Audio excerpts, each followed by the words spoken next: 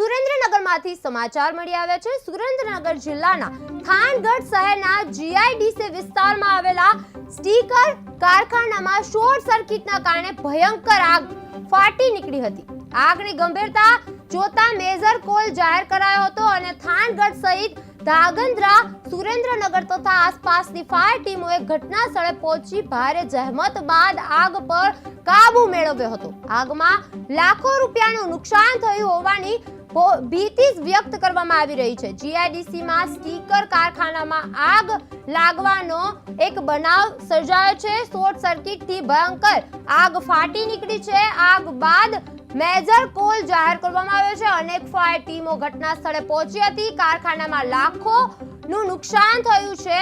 આગ બાદ major call જાહેર કરવામાં આવ્યો હતો। શોર્ટ સર્કિટથી ભયંકર આગ ફાટી નીકળી હતી।